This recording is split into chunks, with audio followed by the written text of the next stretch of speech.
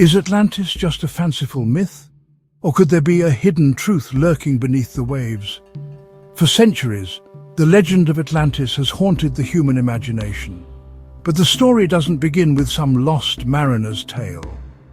It starts with Plato, the great Greek philosopher, around 360 BCE. In his dialogues, Timaeus and Critias, Plato paints a vivid portrait, Atlantis, a powerful and advanced kingdom, perfectly engineered with concentric rings of land and water and ruled at first by noble kings. But pride turned to hubris, and the gods punished Atlantis, or so the story goes, destroyed in a single catastrophic day and night, swallowed by the sea itself. Ever since, scholars have argued, was Plato documenting history, warning his peers, or spinning an allegory? The one thing everyone agrees on, not a scrap of solid archaeological evidence for Atlantis has ever been found. The myth, it seems, remains at the bottom of the ocean, or perhaps the mind. But let's pause for a moment. What if Atlantis wasn't just a fable, but rooted in real history? Plenty of researchers think so. Take the Minoan Civilization on Crete, Europe's first great culture, flourishing from 2700 to 1450 BCE, with sprawling palaces and vibrant art. Sound familiar?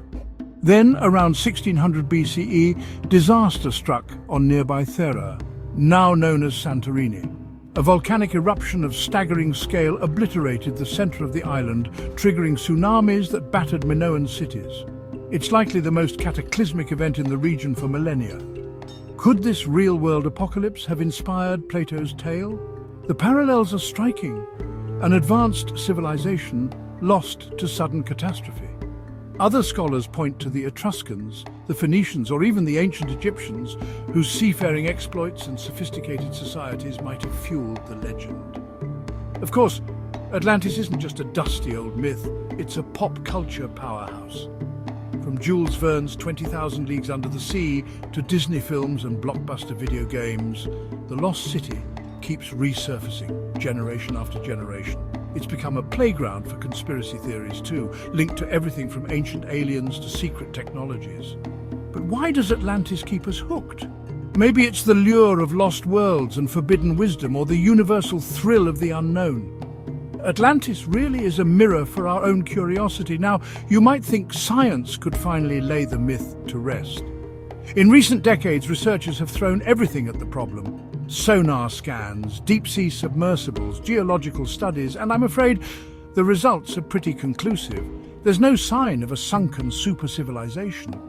Most experts agree Atlantis is almost certainly a story, one with ancient roots but little in the way of hard evidence. Yet that hardly matters. Atlantis endures not because we might find it, but because it fires up our imagination. It's a symbol, a reminder of how stories shape our view of the past and drive us to keep searching long after the facts run out. So whether fact or fiction, the legend of Atlantis will always have a place in our collective imagination.